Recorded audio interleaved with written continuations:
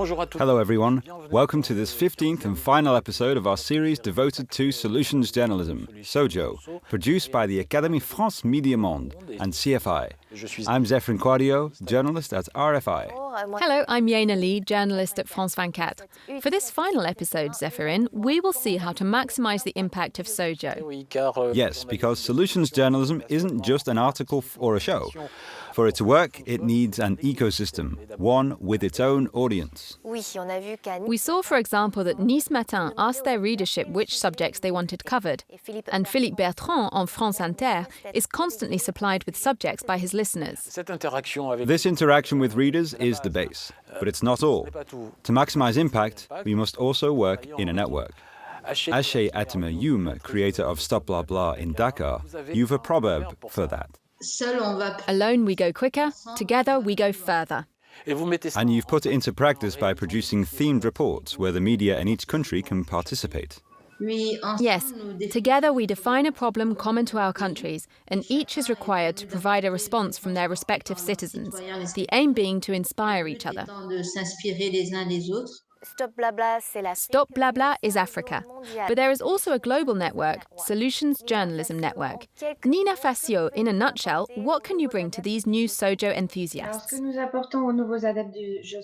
What we bring to new SOJO converts is really a strict journalistic methodology in order to ensure that we cover solutions with the same rigour and the same high journalistic standards that we use in covering more traditional problems. Does Reporters d'Espoir intend to unite initiatives in the French-speaking world? Maybe not necessarily unite them, but certainly encourage them and help all such initiatives. If we can unite them and build strength in numbers, that's ideal.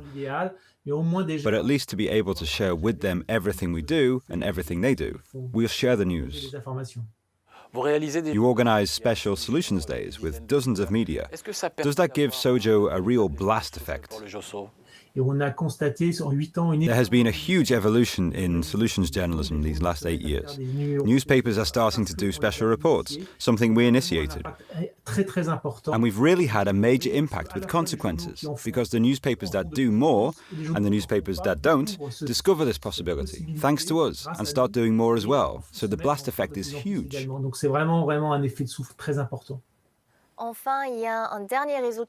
Finally, there's a brand new network born in 2020.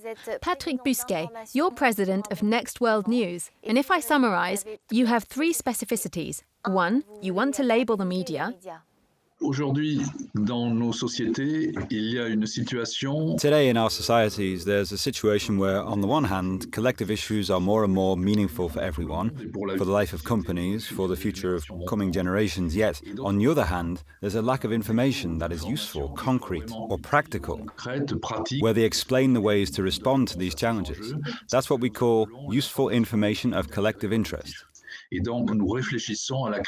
So we're thinking about specifically identifying this type of news among the content flows in which we are immersed. You want to measure the impact of publications? The news that we recommend must itself have an impact. That is, an effect in the environment in which the featured initiatives that are reported in the news. And then we encourage the program creators, the broadcasters. There are even cooperative ventures overseas to set up proper independent impact measures to effectively gauge the effect of these media productions in the population basins in which they are broadcast. You want to open up this useful, constructive journalism to non-journalists? We run workshops, which we call the News Code, where there are 2 levels.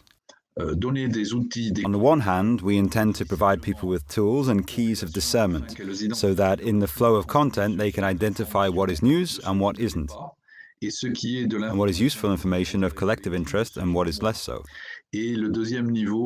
In the second level, we teach people, whether they're communication managers, journalists, marketing directors, whatever, but also citizens, to themselves produce useful information of collective interest.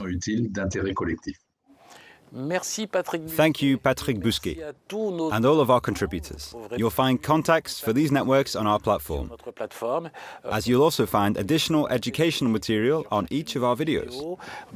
Thank you for sticking with us through these 15 episodes. Thank you, Una. Thank you, Zephyrin. And happy solution hunting.